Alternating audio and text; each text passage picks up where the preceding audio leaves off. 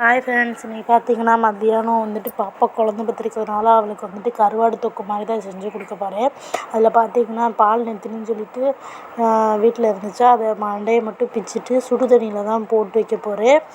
அதுக்கப்புறம் பார்த்திங்கன்னா வெங்காயம் தக்காளி எல்லாத்தையுமே நறுக்கி வச்சிடலாம். நறுக்கி வச்சதுக்கப்புறமே அடுப்பை பற்ற வச்சிடுவேன்.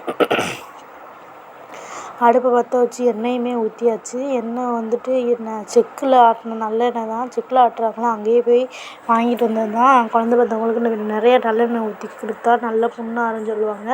எங்கள் அம்மா பாருங்கள், கடுகு டப்பாயில் காசு போட்டு வச்சுருக்காங்க. நீங்கள்லாம் எத்தனை பேர் கடுகு டப்பாயில் காசு போடுறீங்கன்னு சொல்லி சொல்லுங்கள். உள்ளே நிறையா காசு இருந்துச்சு, என்னால் எடுக்க முடியல. அதுக்கப்புறம் கடுகு போட்டதுக்கப்புறம் வெங்காயமும் போட்டாச்சு. பல்லாரி தான் போட்டிருக்கேன். உப்பு போட்டு நல்லா வேக விட்டுருவோம்.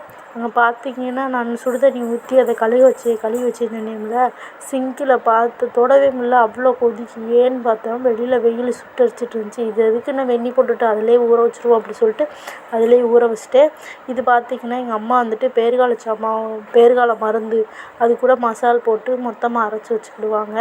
நம்ம அரைச்சி அது பிறகு அது இதுன்னு அரைச்சி உடனே வைக்கிறத விட இப்படி வச்சு பாருங்கள், செம்ம டேஸ்ட்டாக இருக்கும். ரெசிபி வேணான்னு சொல்லுங்கள், நான் போடுறேன். இந்த குழம்பு வச்சுட்டு அவ்வளோ டேஸ்ட்டாக இருக்கும். நாங்கள்லாம் ரொம்ப விரும்பி சாப்பிடுவோம்.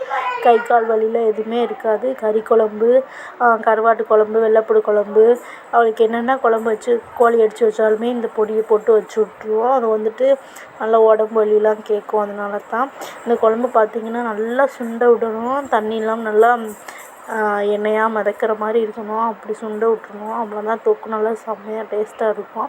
இதுக்கு வந்துட்டு தனியாக அரைச்சி செஞ்சு அப்படிலாம் போட வேண்டாம், இப்படியே போடலாம். செம்ம டேஸ்ட்டாக இருக்கும். செஞ்சு பாருங்கள்.